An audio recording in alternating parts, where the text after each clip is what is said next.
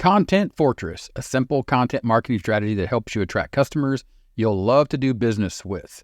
This is a hefty book, both in the actual weight of the book at 314 or 315 pages. It's put together really well, and the text is easy to read, and the pages are put together well, and the book flows really well. So what's this book about? What's the aha moment, or what's the big takeaway? Well, let me go to pillar number 8. This book is broken into pillars, and I'm going to identify those in a second. But pillar number 8 is opinion content. Opinion content is culture content's sketchy younger brother. Whereas culture content is born out of knowing who you are and what your mission is, opinion content is born out of your frustrations. It's the point when you say, okay, this is irritating me, and here's why. The idea of this book, Content Fortress, is to create a fortress around your business.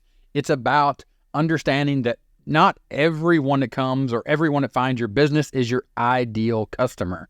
You need to create content that identifies to the people that find you who you are, what you stand for, what services you're going to provide, how you're going to provide them, and let people know via your content, this is how we are going to do business if you want to be my customer. It's about attracting and repelling. And that takes me to the actual pillars. And I want to read these pillars to you so you really understand.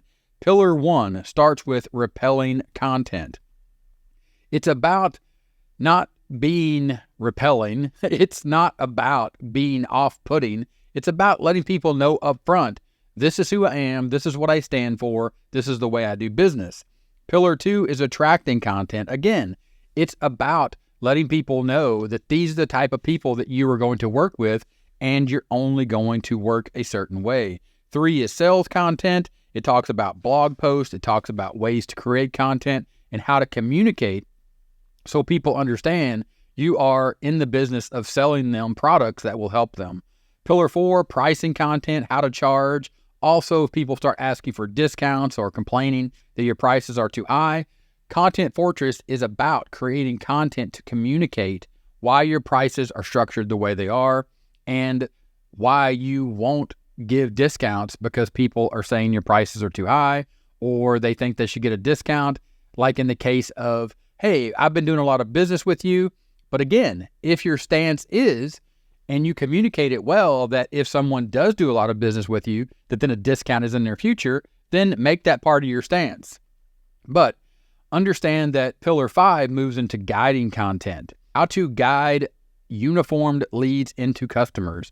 Action, the foundations of guiding content, creating content, and communicating, utilizing guiding content. Process content. Then pillar 7 is culture content. And then, of course, pillar 8 we already talked about, which is opinion content. The big idea, the big takeaway is you control. Inside of Content Fortress, you're going to discover that you control your business. You control the people that you work with. You may feel early on that you need to take on and work with everyone, and that may be the case. But Content Fortress is going to show you how to get past that and figure out and say to yourself, you know what? Let me be upfront, honest, straightforward, and create all these different pillars of my Content Fortress to make sure that when people find my content, that they understand who I am, what I stand for, and the services I'm going to provide, as well as the prices I'm going to charge. It's a good book.